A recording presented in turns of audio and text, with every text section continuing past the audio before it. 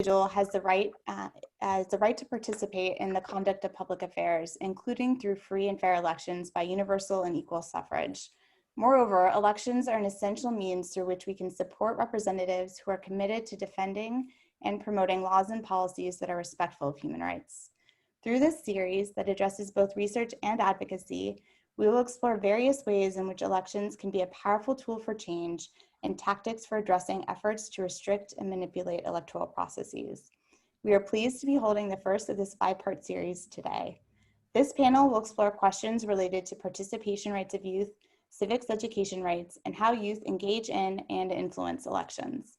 I want to thank our moderator and panelists for joining us today. I'd also like to thank our co-sponsors, ColumbiaVotes, Social Work Votes, and CIPA's Human Rights and Humanitarian Policy Program. Without further ado, I'd like to introduce our moderator, Kunoor Ojha, who will in turn introduce our panelists.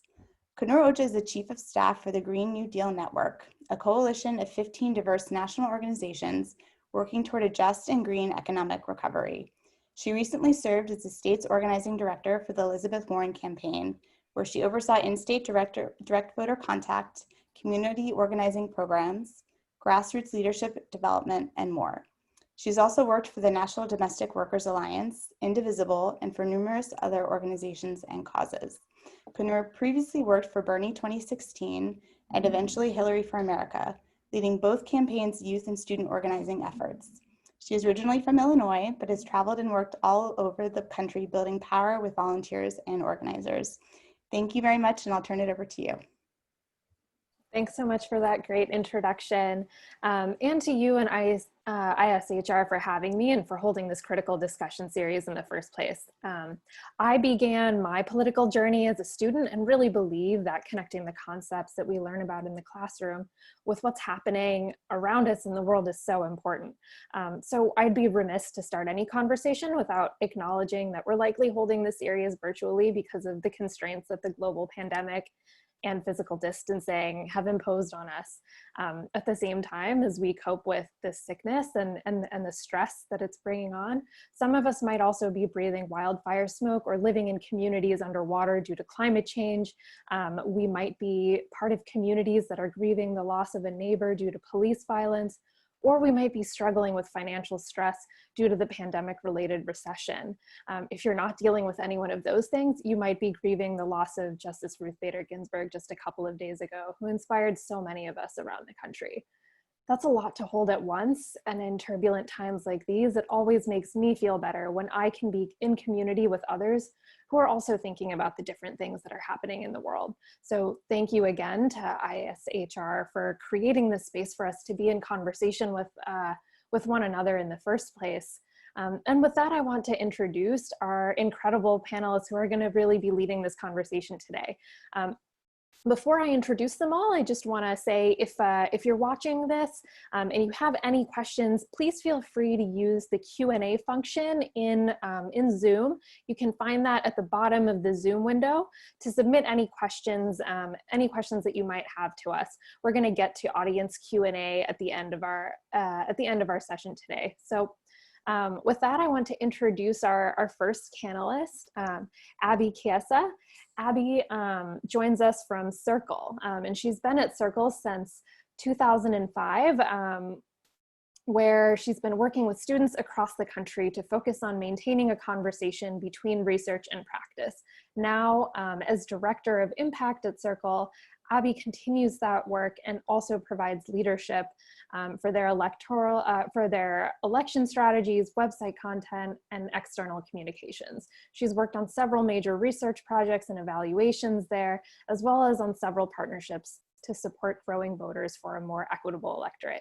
Super, super excited to have you here, Abby. I've used Circle's research in my own work over the past several years, and can't wait to pick your brain and learn even more from you. Also want to introduce Ioana Literat. Ioana is an assistant professor in the Communication, Media, and Learning Technologies Design program at Teachers College and Columbia University. Her research examines participatory online cultures with a particular focus on youth creative and civic participation. Then I want to introduce Katie Peterson, who's in her third year at Barnard, majoring in political science. She's the president of ColumbiaVotes, a nonpartisan and student-run voting rights organization that helps students register to vote and aims to create a culture of civic participation on campus. Awesome work, Katie. Then I want to introduce Andrew Wilkes, who serves as Senior Director of Policy and Advocacy for Generation Citizen, where he leads GC's thought leadership, coalition building, and policy initiatives as part of the national leadership team. Andrew comes to this role with nearly 10 years of experience in public policy advocacy and community organizing, particularly among congregations and community-based organizations. And last but not least, I want to introduce Daniella Zlotnik. Daniella is a PhD candidate at the Faculty of Law at the University of Haifa in Israel. Her PhD research concerns the political rights of adolescents and their participation in the electoral democratic governance from a children's rights perspective. Daniella's got a bachelor's degree in law and comparative literature from the Hebrew University of Jerusalem and a master's of law advanced studies program she completed in international children's rights at Leiden Law School at Leiden University in the Netherlands. Since 2013, she's been a lawyer and has worked in the fields of child law, administrative law, and human rights in Israel. So now that we've met everyone, I am excited to dig right into questions. And I want to start off with a question for the whole group. So whoever feels moved to answer, feel free to chime right in. But I want to ask folks, how are youth, both those of voting age and those who aren't, influencing and affecting elections?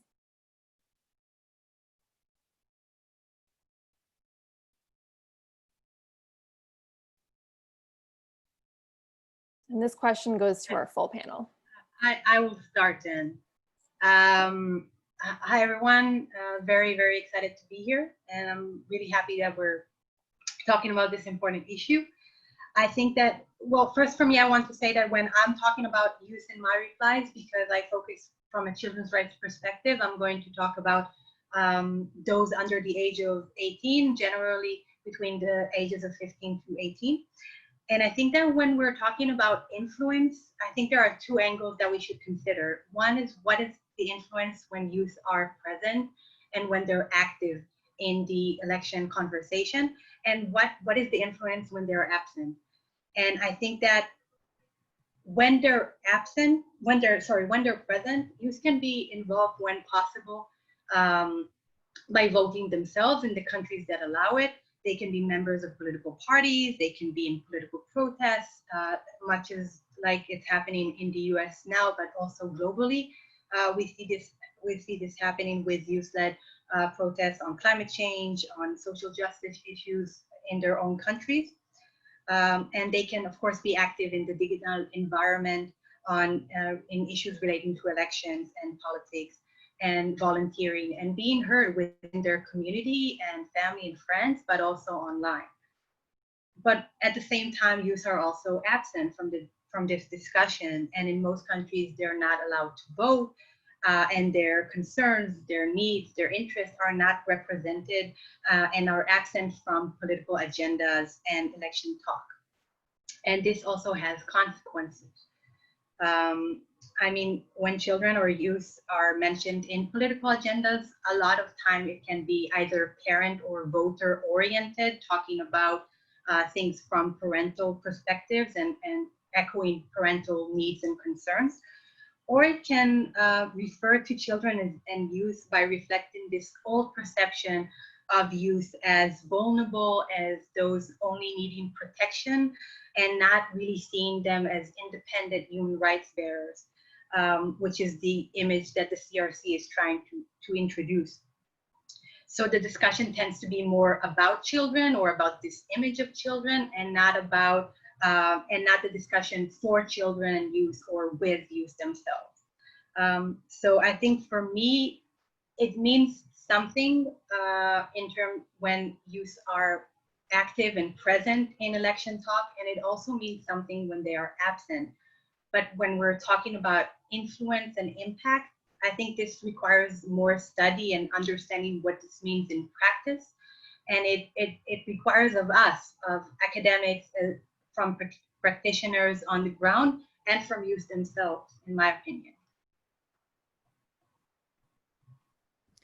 These are all great points. Thank you so much for sharing, Daniela. And I found myself nodding along to what you're saying because I find a lot of that in my own research too.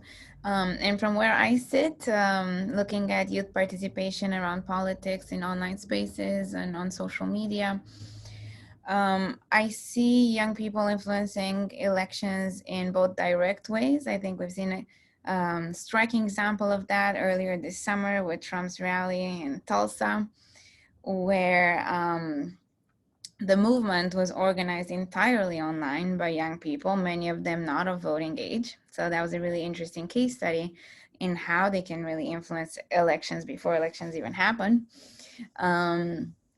And how they can get together stealthily, you know, without adults and parents even knowing about it, to get stuff done. But also I see this influence happening more indirectly too, through political expression in online spaces, through conversation with peers in online spaces. We know, based on lots of research from sociology to youth development and so forth, that in this stage of life, young people care most about the opinions of their peers. So the political messaging that they're sharing and receiving in these online spaces really matters. I really like the writing of Eunice on this and his colleagues, and they're saying that political socialization is not something that adults do to adolescents, but that's something that youth do to themselves and for themselves. So that's why I think that it's really important to pay attention to the kind of conversations that are going on in social media, and even to, you know, something that might seem silly to us, like a meme or a TikTok video, that can actually engender really significant and meaningful political discussion. I'd also add, this is Abby from Circle, and I'd like to add a few things. You know, too often I think we hear media talking about, you know, will young people affect the 2020 election? Will they turn out? And to me, that answer is already yes. And it for a number of reasons, because turnout isn't the only way that young people have consistently shown that they affect elections. In addition to the peer-to-peer work that we've talked about, young people massively mobilized in 2018 to affect the midterm election. Young people had the highest turnout in the past 50 years amongst young people in midterm elections. They outvoted boomers when they were young and Gen X. So that means that more young people are registered to vote in 2020. And we've already seen at least 20 states reach the voter registration numbers that were the case in November of 2016. And secondly, in the primaries this year, we saw young people elevating issues that came into the mainstream dialogue, right? Senator Sanders would not have stayed in the race as long if it wasn't for young people, right? We saw huge support for him throughout at least the first half of the primaries, right? And then secondly, young people, we've seen in our data from this year that young people are reaching out to other young people to do voter registration. And unfortunately, we have such a failure, a fundamental neglect of young people's development, that we're putting all of this on young people themselves to do that work. And then finally, you know, we've seen in 2020 higher rates of young people donating to campaigns and volunteering for campaigns than we saw in 2016 or 2018. So to me, asking the question, how might young people affect the election in November, is actually not the right question to be asking. And we get it from media all the time. And hopefully I'm not rude in responding, but they need to know young people are already affecting the 2020 election. Thank you so much for sharing that. And that 50-year stat in particular is really an eye-popping data point that I hadn't heard before, and a really encouraging one. So I feel really excited having heard that. I want to present a question to Katie. I think we've been talking a lot in the abstract about, you know, what do we think youth are going to do, but we've already got a young person who is involved on her campus, is involved in the process. And so, Katie, I want to ask if you can share a little bit with us about the work that CU Votes does. And I also want to ask what challenges to participation by university students exist out there and how we might address them. Definitely. So Columbia Votes is a nonpartisan student-run voting rights group on campus. We work to help students register to vote and raise issues of civic engagement across campus. We normally do that through a lot of peer-to-peer contact and grassroots organizing, alongside working with administrators to make sure that our campus can be as voter-friendly as possible. Right now, we're doing this through a lot of digital organizing because we can't be on campus bothering students at dining halls and between classes. So we're trying to really find networks that are already established. That's been a strategy that works across a lot of universities, is finding these networks and avenues where students are already plugged in and adding civic engagement as a part of the work we do there. So one example of this is for universities where they have voter registration as part of their new student orientation program. They can increase their voter registration rates for that incoming class of up to 95%, which is totally not near where a lot of our universities are right now. So again, what that looks like is you have a checklist of things to do when you get on campus. Like, you get your ID, you might get your dorm room key, and then the next step would be to think about registering to vote. And I'll say something like, we have people here set up, ready to help you register to vote. It's just another thing we ask you to do. We ask you to think about it if you are eligible or if you can pre-register. I think a lot of times what needs to be emphasized is that when students come into university, there are oftentimes first-time voters, and they often come to university like first week of September, and then the voter registration deadlines in their states can roll around early to mid-October. So for them, if that's not like top of mind, we really need to be creating systems in which university administrators, by putting it as part of orientation, you're asking students to opt out of democracy, you're not asking them to opt in. So what we've seen at Columbia is we have certain all-school emails and we have notifications, but really taking the onus onto institutions and really saying that this is a priority for the school is something we've been pushing for. We want this to be as easy as possible for students. Thank you so much, Katie. And thank you also for the work that you do. I know that, you know, there are a lot of hurdles to organizing students to get involved, especially when you don't have the advantage of having everybody together in a physical community. So kudos to you for the hard work. I want to turn back to the full panel for this next question. This year during the presidential primaries, a couple of different campaigns raised the issue of new residency requirements in New Hampshire that made it harder for college students in particular to vote. We've also seen issues in other states relating to on-campus voting. We've seen long lines and fewer polling stations on a number of campuses across the country. There was a notable example at the University of Texas, where a university that had over 50,000 students had only 2 polling places on campus, presenting challenges for the already busy college students that were going to rely on those locations. Are there other particular challenges to youth participation that are on your minds this election cycle? I'm happy to speak to that. This is Andrew Wilkes from GC. I think there are 3 dynamics that I'd call out that I think are barriers to effective youth electoral participation.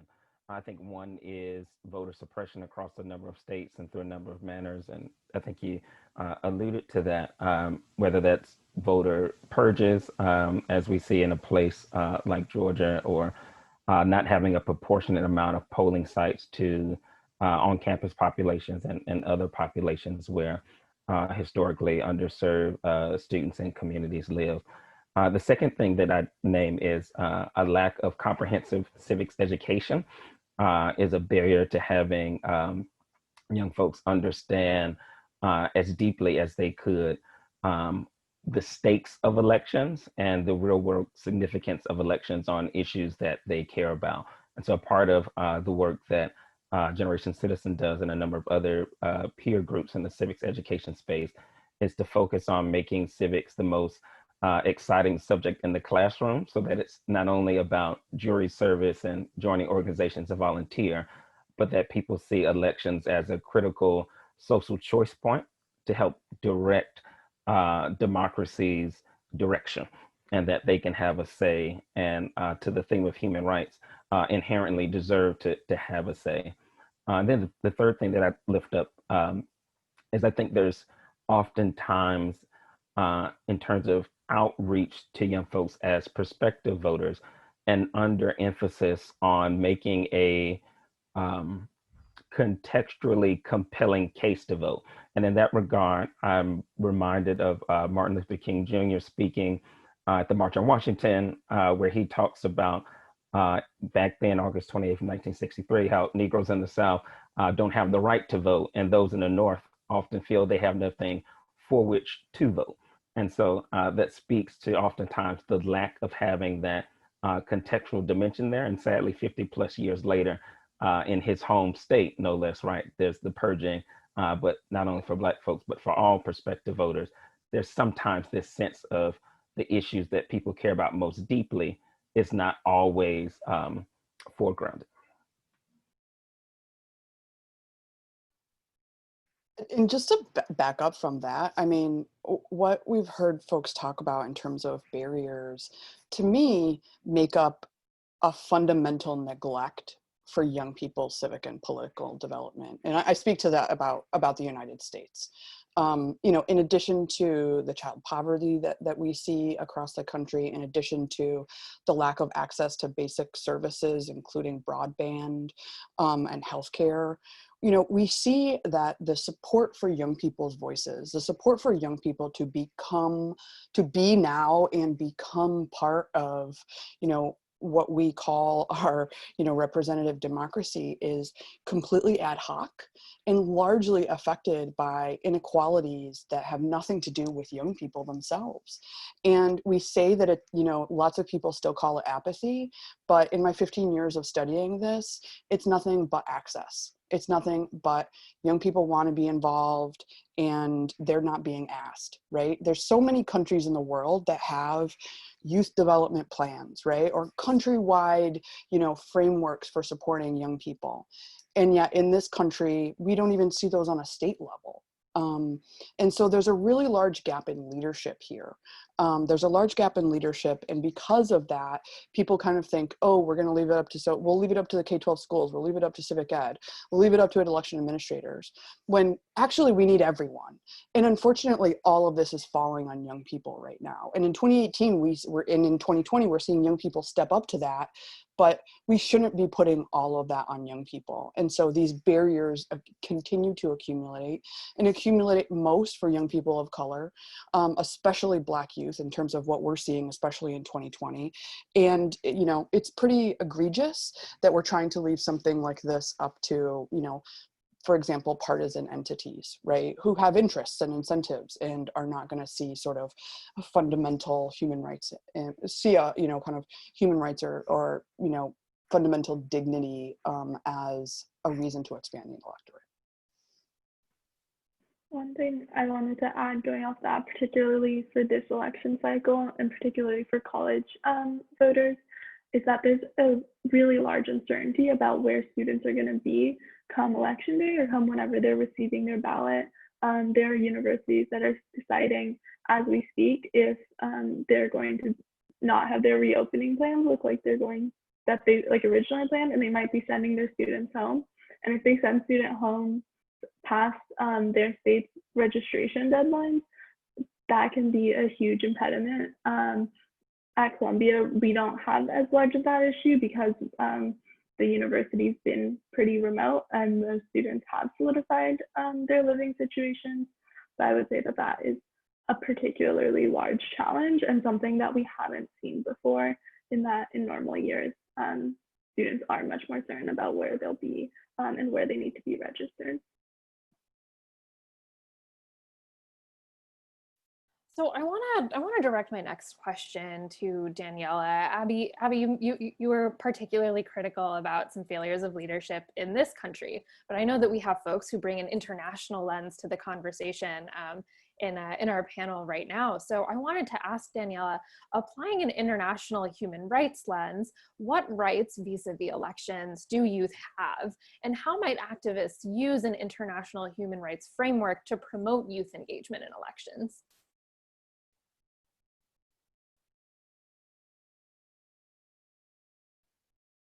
I think you're muted. Yes. Okay. Can you hear me now? Okay, good. I think that if we apply a human rights perspective, there are two main human rights conventions that I think are relevant for the discussion. One is the ICCPR, which is the International Covenant of Civil and Political Rights, which the US is, by the way, a party to. And as we mentioned in the beginning of this session, Article 25 does anchor the right of citizens to take part in public affairs, including to vote and be elected. But what does that mean for youth? And this remains a little bit unclear. The ICCPR itself does not set an age limit for the right to vote or to other forms of political participation. And it doesn't call state parties to deny these rights of youth. But I think that the ICCPR does allow derogations for the right, including derogations based on age. Still, we need to consider that any derogations or limitations on the right to vote, the right to be elected, or other forms of political participation have to be reasonable and justifiable. And I think that today, with the emerging recognition of youth political potential and their contribution to human rights and their activity in digital media, which enables them to also be informed but also express their views, it raises the question with whether these age-based restrictions are still justifiable and relevant today. And this also brings us to the issue of the CRC, which is the UN Convention on the Rights of the Child.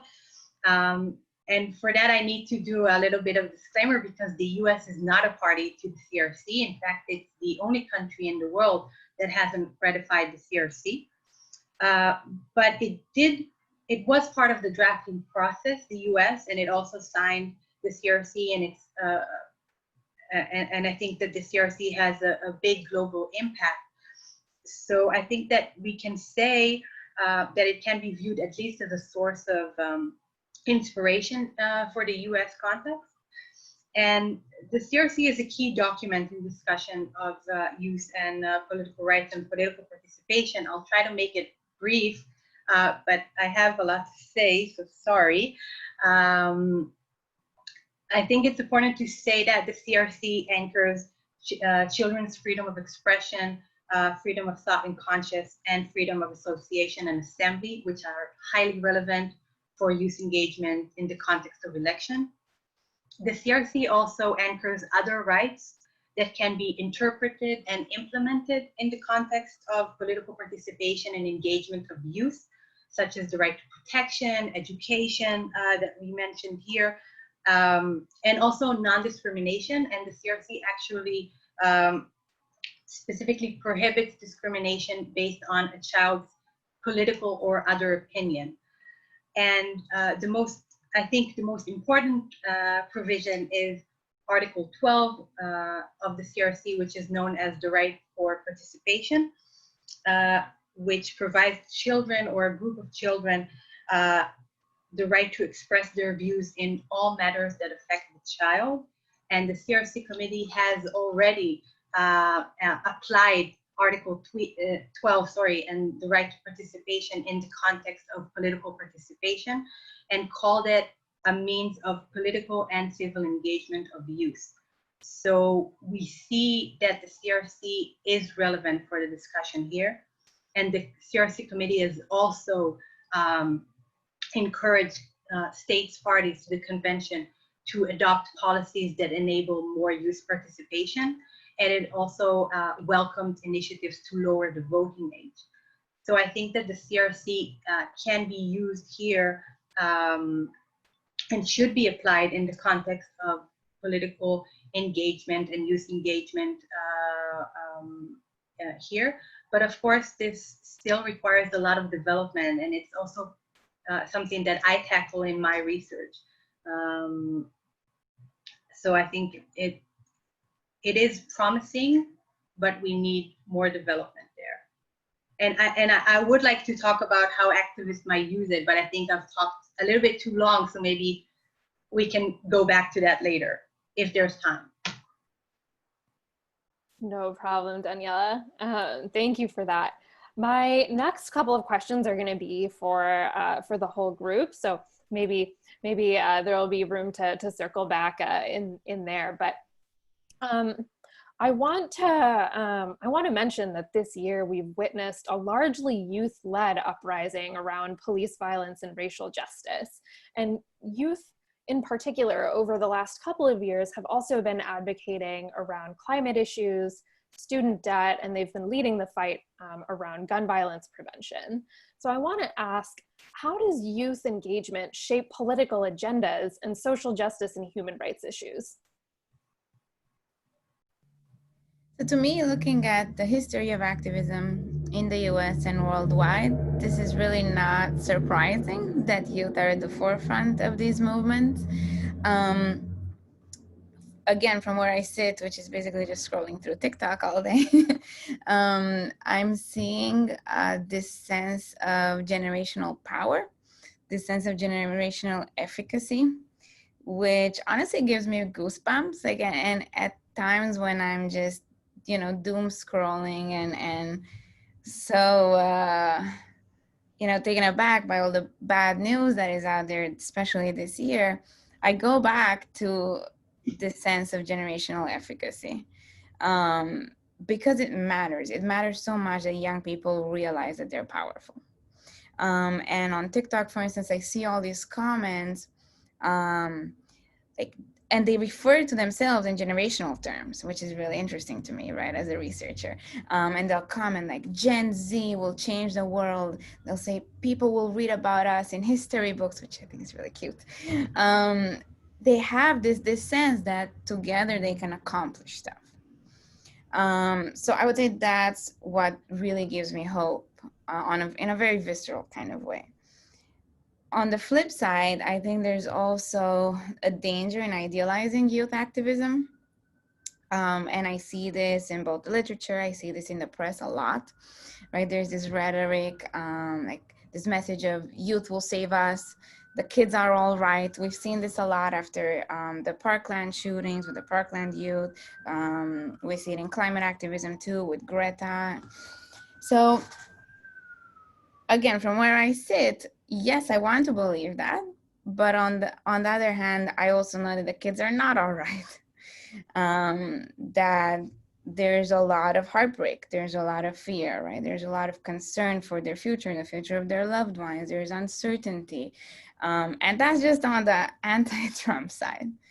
On the pro-Trump side, there's also a lot of reason for concern. There's emerging expressions of nationalism and xenophobia and sexism and so on. So I think that that embracing this rhetoric of everything will be okay because the kids are all right and they're at the forefront of activism does bring us some solace and is true in so many ways. But there's also danger in idealizing it and not thinking about the nuances and the concerns that are involved in these dynamics too.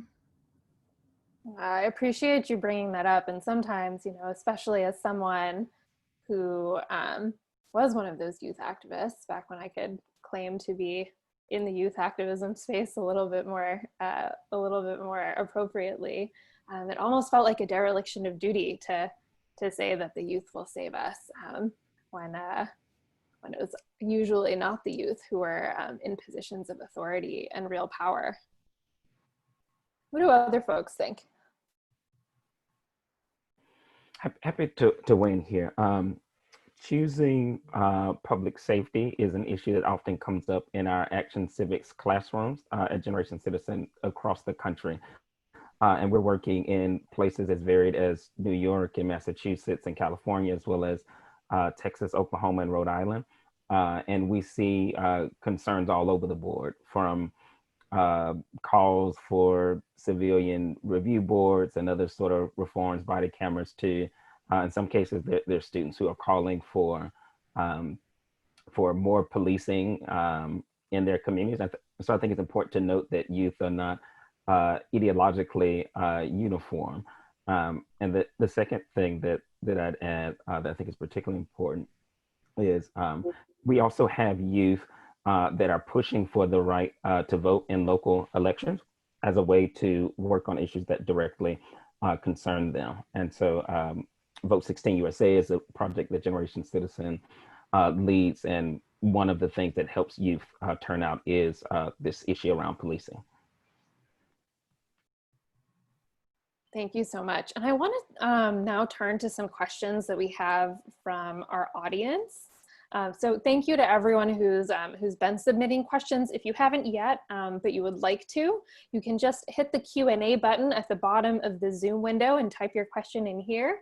And we've been keeping an eye out for the ones that have been coming in. So the first of these asks, what advice do you give to young people becoming disillusioned with the current state of American democracy or government, especially when we are burdened with affecting change in modern politics, but don't feel as if our voices are heard by politicians? This is something we hear a lot in the work we do at ColumbiaVotes in terms of talking with youth. And I think one of the things we try to emphasize is it's a talking point often used for climate issues, but it's true for almost all policy, is that you're going to live to see these policies come to fruition, and these policies are going to affect you for years to come. And again, that's not climate, but that's also education and housing, and essentially any issue that dictates how you're going to live, especially locally. That's another point of focus. I think that lowering the voting age is a huge part of this, but just making these spaces more inclusive, like to youth, can be a huge step that local governments can take to have people feel like their voices are heard, to have youth feel like they have a seat at the table. A lot of times, these like city council hearings, for example, I go to a lot in my home state of California for various issues, and I'm the youngest person by 30 years at any of these spaces. Or you have public comment that goes from 8 p.m. to 2 in the morning, and that's just like not accessible to so many people. Right now you're seeing it works a little differently with youth being able to call in, but you really can affect change in these places. It's something we try to emphasize, and having people who look like them is definitely going to help, but sometimes like, you also just have to be the first person to step up and have your voice heard or give public comment. And we also try to say that voting doesn't solve everything, but it is a necessary step to having your voice heard, and it's one of like the many actions that we encourage students to take on campus and in their community.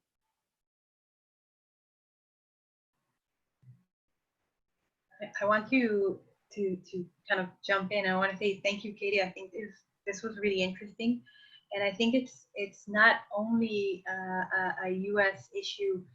Despair and a sense of distrust in government and in election.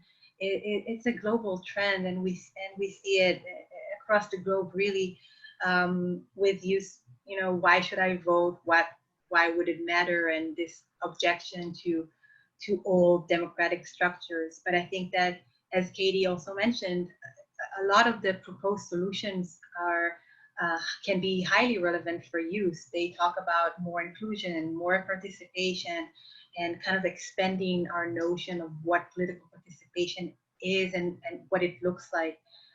So I think, I mean, don't despair. We can look differently about these issues as well. I'd also point out, if I could, Kunoor, that, you know, one of the things that we have appreciated so much about, you know, organizations like Generation Citizen and others who are integrating into K-12 civics education is focus on local issues. I think there's great potential there, and great stories about how young people are having an impact. And unfortunately, those aren't the stories that we hear about young people in the media.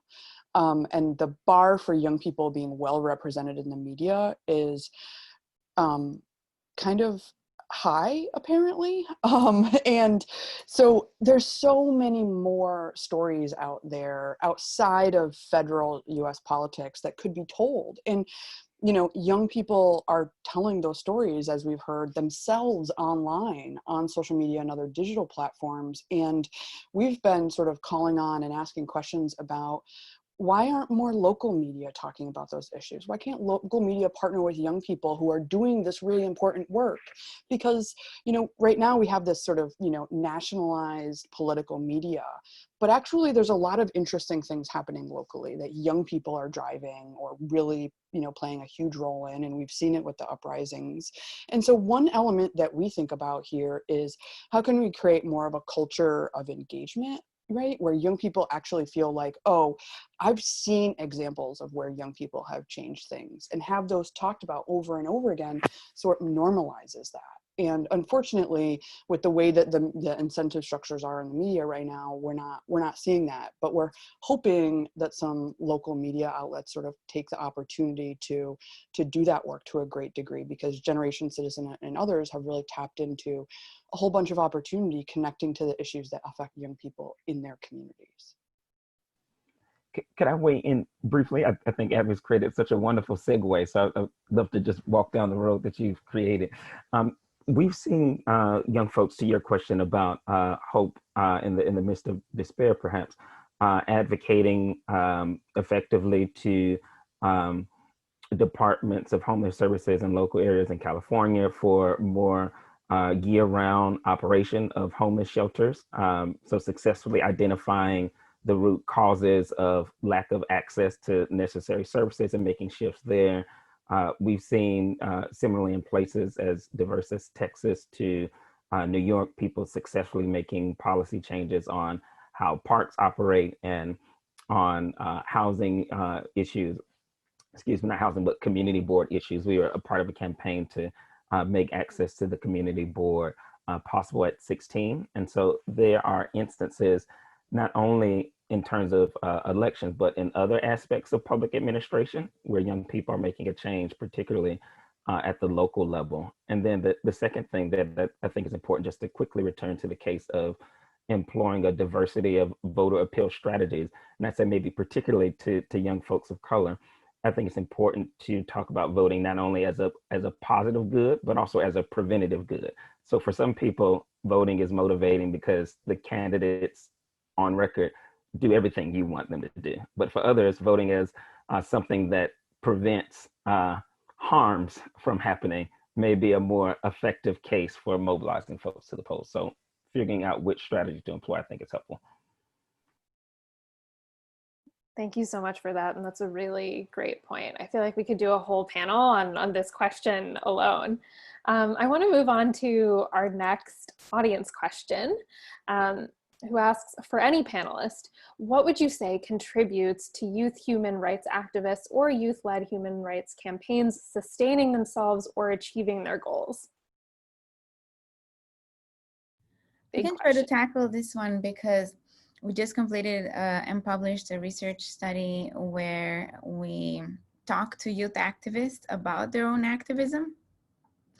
Usually, you know, adults talk about youth activism, and then we talk about them and about what they do. And so in this research, we really try to do it in a bottom-up kind of way, and we engage young people as participants in this research. We also ask them to create like memes about their activism. So we got to hear from them directly how they see what they're doing.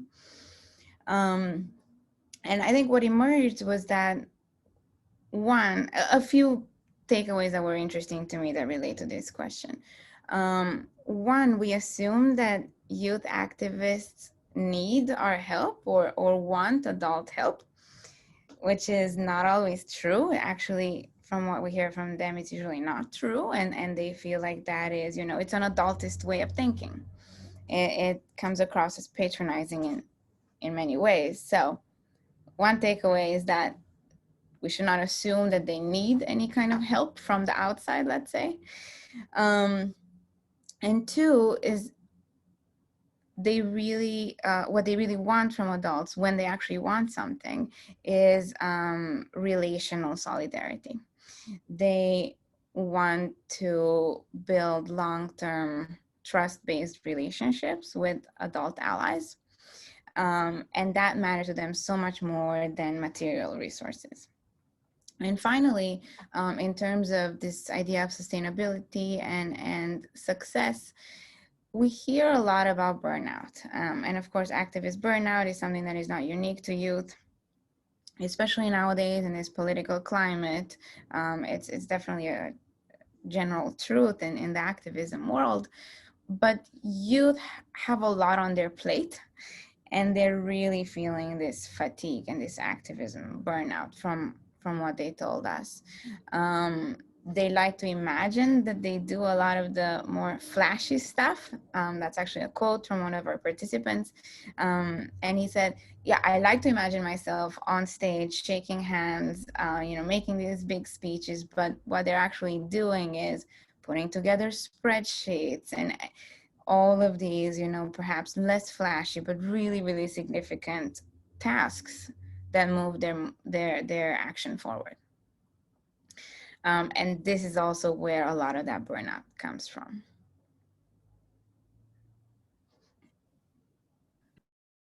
I think that leads me to ask a question that I wasn't sure I was going to be able to get to, because we have so many great audience questions. But given the fact that you all have put a lot of work into researching researching the younger generation and participation in the system, so I want to give a moment to ask all of you what trends in youth engagement and participations you all have observed in recent years in doing this work.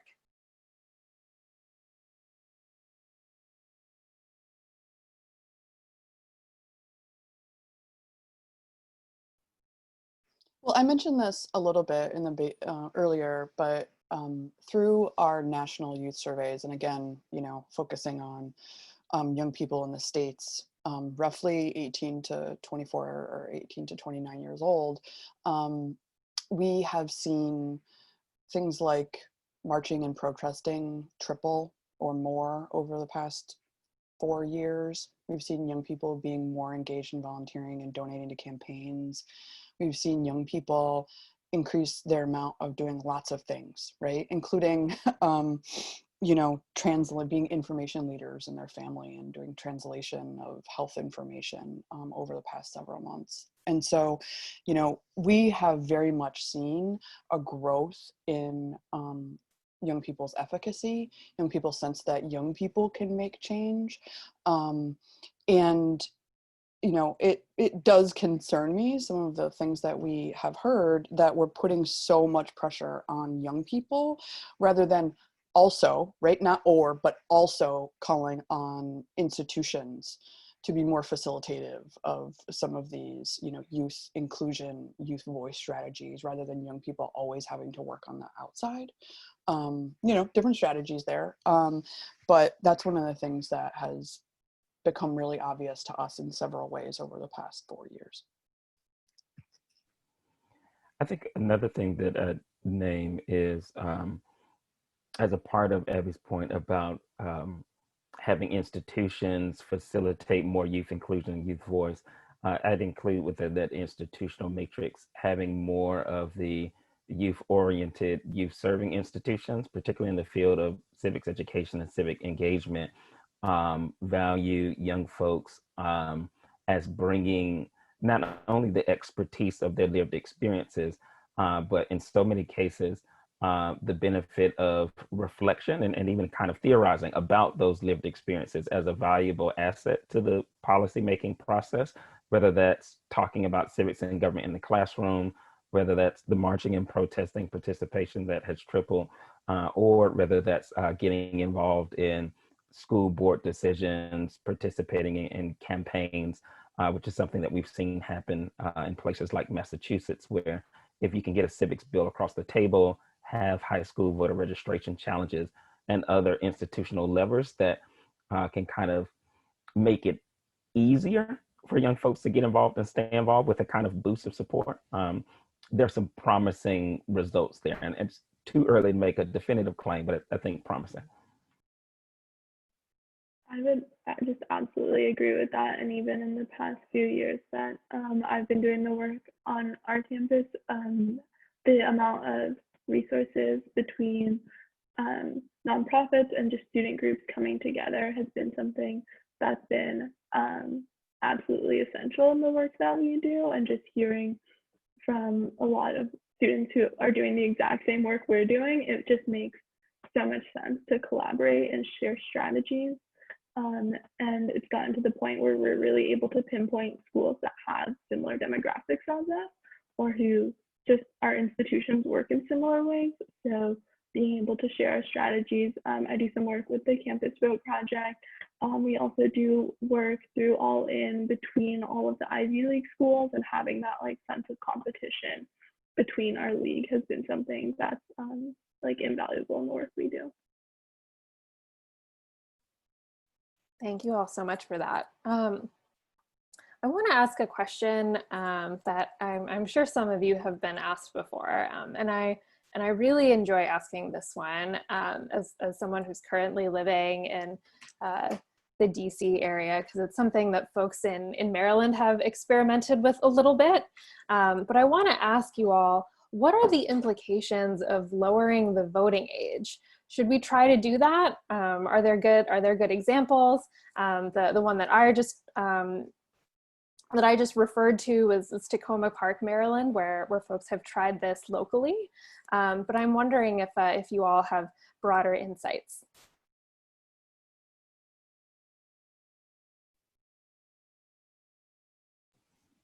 Happy to kick us off there. Tacoma Park, but also Hyattsville and Greenbelt have also lowered. And Riverdale. And Riverdale. A long pause waiting for you to hop in there, Abby.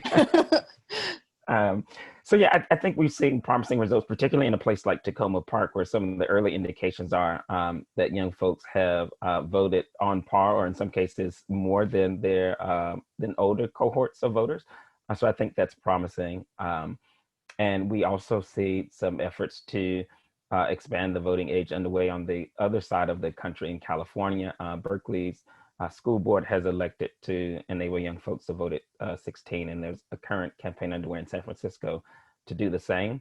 I think the rationale for it, quickly I'd say, is twofold. One is it can be easier to form the habit to vote when you are with your peers in high school before you are thinking about whatever kind of post-secondary considerations, whether that's a job or college, and out of the kind of supportive context of whatever home may look like. But then secondly is perhaps more the human rights case, right? Which is that young folks should have direct say-so in policy futures that directly and materially impact them. And that's everything from climate change to budget decisions to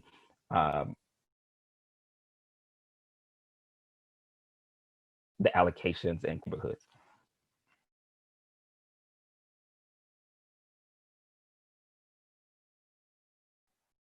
Abby, it looked like you were going to jump in there. Oh, I'm super happy to. I mean, one of the things that underscores this is, that several of my co-panelists have talked about, and Andrew just did, right? Is that when we start earlier, we see better outcomes, right? And we talk about that at Circle as a developmental perspective, right? Our director's a community psychologist, so we think about the development a lot. And that's one of the things that, you know, I think is missing from all of our conversations about youth civic engagement, you know, that it's wonderful that there's amazing youth activists, you know, doing this work. And when we've talked about, you know, the different experiences that young people have, there's some young people who they're not there yet, right? And they need a little bit more help, maybe not in like a paternalistic way, to my co-panelist point, but need more support to be able to sort of like step up and do those things, or need to see a real concrete opportunity to develop those skills, or try, you know, sort of experiment with this new identity. And so thinking from a developmental perspective, you know, lowering the right to vote to 16 makes so much sense, because then young people are going to be adapting to that identity that their voice matters, especially when, you know, they don't get that message from a lot of places, or many young people don't. And so that's one of the kind of lenses to youth civic engagement that I think can really help us as a country and as communities really increase and diversify and make more equitable the opportunities and the young people who are participating. If I can quickly add that many countries already have either considering or have lowered the voting age to 16. Some countries in South America, I know, have a voting age of lower than 18, and also in Europe recently, Scotland and Estonia lowered the voting age to 16 and 17 for local and national elections as well.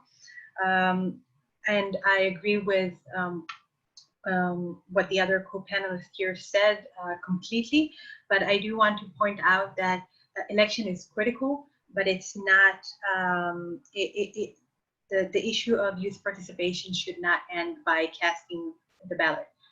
We need to continuously work on participation in government, participation with government, and also participation against government in the form of protest, and recognize youth role in those spheres as well.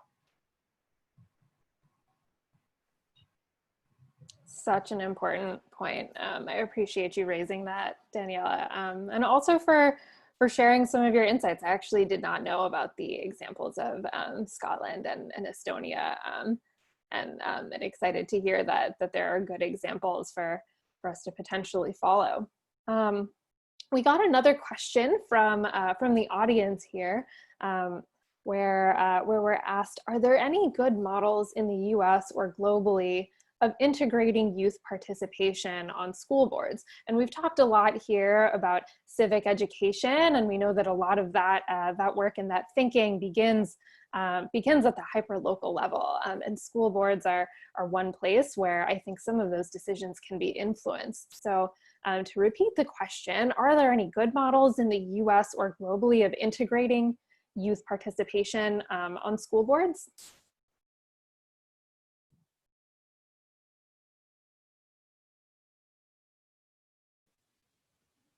Happy to weigh in unless other panelists want to weigh in. I think there are some good examples in a lot of local contexts. In Massachusetts comes to mind. I'm also thinking of a study that the Center for American Progress put out recently on student voice, I think it was last fall, on examples to consider in terms of youth voice in an educational context.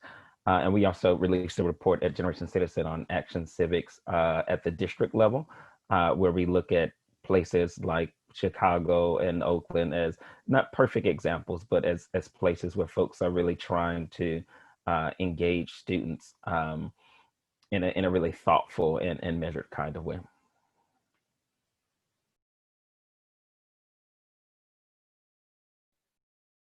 Thank you, Andrew.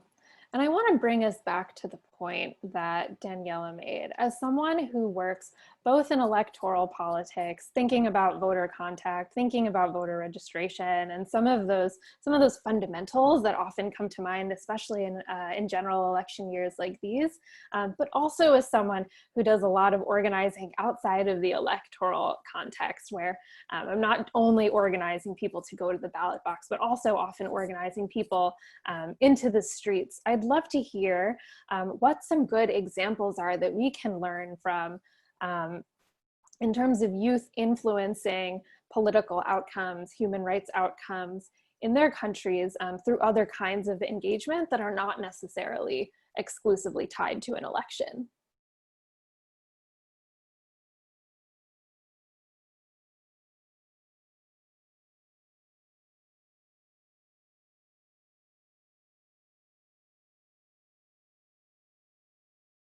Well, for me, I think the example that I gave earlier about the Tulsa rally, for instance, comes to mind again because I think it took a lot of people by surprise, and I will say it didn't take me by surprise because I know what young people are capable of on these platforms, and I think that we're going to be seeing more and more of that as they fully realize and embrace the sense of generational efficacy. But I would say there's also perhaps less well-known examples or less public examples or of more small-scale actions that young people are doing online. A lot of that has to do with encouraging their peers to vote in the spaces where they feel comfortable. A lot of that has to do with dispelling misinformation in these online spaces where they hang out, sometimes even for their parents. There's a lot of talk, for instance, on Instagram or TikTok about myth busting for their parents. There's a lot of important conversations that are happening across parties and lines in these spaces. One of my favorite examples, for instance, is these hype houses on TikTok, or these collaboration houses, and there's a liberal hype house and the conservative hype house, and they're using the duet feature to talk about like health policy.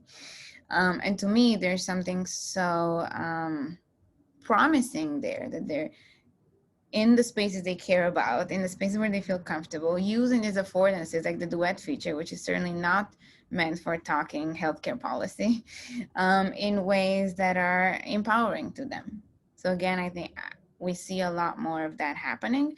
Of course, I'm using, positive and encouraging examples. I could share a lot of examples that are less positive and less encouraging and more concerning, but I will stop there and end on a positive note. The other thing that I think, especially recently, Andrew brought up community safety before, and one of the things that I think we've seen recently are some wins driven by young people of taking quote unquote school resource officers out of schools, right? And separating police contracts from public school systems. And so just from where I sit, and I haven't been at the center of that at all, but from where I sit, those appear to be extremely youth driven and things that have been long-term campaigns that young people have really kept pushing on and used the sort of moment to really push a win, which was really exciting to see. I agree, and if I can add something, even for those young people that are not directly participating in actions like this or in protests, what's going on online is like a how-to in terms of how to protest, which is so important. And many of them are saying, this is their first time engaging in these kind of actions, or they're actually saying in comments like, wow, thank you, I'm learning so much about this. So even for those that are not, in the center of these initiatives, they're still learning from the sidelines.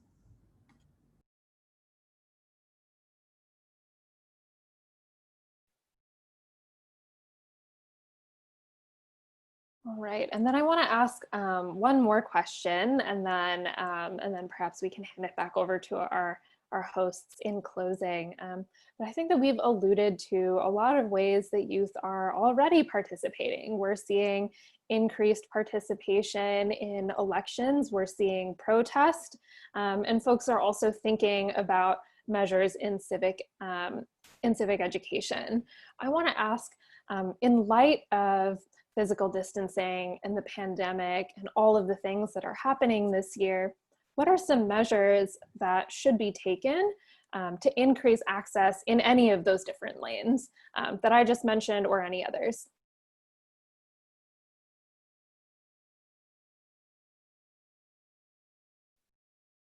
So I 100% agree with Daniela about kind of looking at this broader than elections. At the same time, we're in the midst of an election, and that's where my brain is right now. And so one of the things that I think we have to be looking at, you know, for too long, we've just looked at youth turnout. And for years, we've started to look more at, are young people actually being contacted? And so using that as a pressure point to say, well, no one's actually talking to young people, so you actually expect them to respond. But now I think increasingly over the past several cycles, Circle's been looking at young people's awareness of election and voting laws. And back in 2012, we started to see that there was a disconnect between young people's kind of understanding of things like a strict voter ID law and what was actually happening in their state. And so earlier this summer in May, June, we asked young people, you know, were they aware because of this pandemic of whether or not their state has online voter registration? Were they aware of, had they seen information about how to, you know, cast an absentee mail ballot? Would they know where to go to do those things? And unfortunately, we still see inequalities in who has access to that information and who would know how to do those things. And so that's one of the kind of measures that we're tracking in terms of access, and hoping that not only we see more outreach to young people, especially young people who haven't voted before, but also are seeing people provide really concrete information about your state, because it can be so different by state, and that's hella confusing. So that's another thing that we're tracking. I think another thing that's important to lift up that we haven't yet talked about, but I think is a key aspect of youth activism and advocacy, is crafting public narratives to push issues that you care about across. One of the things that we've seen young folks do in Oklahoma, where we were able to establish a partnership with the state paper record, the Oklahoman, is having a student editorial board where young folks could understand critically how the news is produced, how it's sourced, and also how it can be an outlet for advocacy and not just awareness building, but also trying to create a constituency of sorts. One aspect of which, though it's not the entirety, is advancing your views in public. So we'll lift that up to your point about a way beyond elections in this socially distant space where we can make change.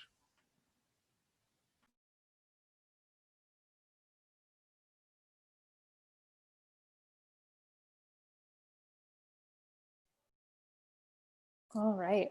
Well, if there are no other thoughts on that question, I want to thank all of our amazing panelists for their insights, their incredibly important work, and for this great conversation today. I also want to thank Maggie and Christina for so graciously hosting us and for opening up this space. So thank you all, and I will hand it back over to Christina. Great, thank you very much. I'd like to thank all of our panelists, our wonderful moderator, and for all of you for joining us today. I'd like to make two quick comments before we conclude. First, I'd like to remind everyone that our next event in this series is September 30th, and we'll focus on ensuring an equal right to vote. And finally, National Voter Registration Day is tomorrow, so if you are not registered to vote, please do so and remember to vote. And I want to thank everyone again, and we hope to see you at our next discussion. Have a great day.